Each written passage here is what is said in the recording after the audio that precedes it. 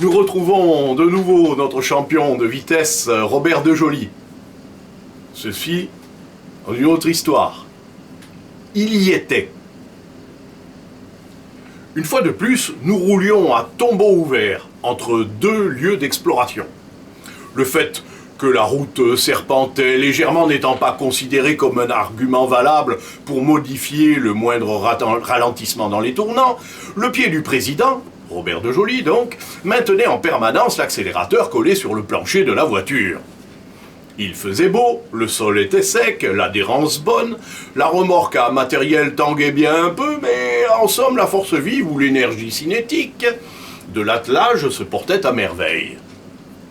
Malgré un certain flegme cultivé au contact de celui du président et l'absence de maladie de cœur, sans quoi je n'aurais pas accompagné plus d'une seule fois Dejoly dans sa voiture, j'avoue avoir éprouvé une vive émotion en voyant subitement devant nous, moins de 50 mètres après un tournant, un passage à niveau strictement fermé. La barrière était d'un modèle aujourd'hui périmé, c'est-à-dire faite de croisillons robustes joignant deux fortes poutrelles métalliques et roulant dans des rails ancrés dans le revêtement de la route.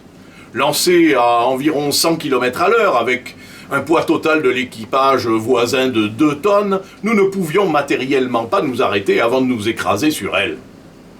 Sa solidité même nous garantissait un résultat parfaitement déplaisant. Je n'ai certainement pas réfléchi alors à la façon dont la fameuse énergie cinétique allait se transformer brutalement en chaleur et autres variantes, mais j'ai songé que la probabilité était grande pour la fin prématurée de 2 brillantes carrières spéléologiques. Pendant ce temps, Dejoly freinait à mort, cramponné à son volant. Quelques fractions de secondes, j'ai eu l'espoir qu'il réussirait le tour de force de nous arrêter sans capoter, mais non, vraiment. Il n'y avait rien à faire, la barrière bondissait trop vite vers nous. À 5 mètres d'elle, nous devions encore être à plus de 50. Mais à l'ultime fraction de seconde, dans un violent coup de volant et en accélérant de nouveau pour faire suivre la remorque, vraiment en grand champion de course automobile, le président s'engouffre dans un chemin de terre latéral longeant la voie ferrée. Multiples chaos sans gravité et quelques dizaines de mètres plus loin, arrêt tranquille au milieu d'un champ.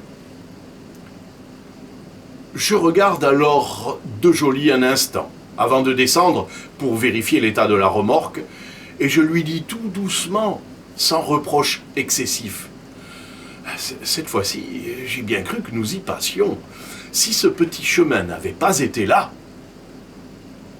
Alors, avec un regard glacial pour le collaborateur qui avait douté, la réponse vient aussitôt définitive.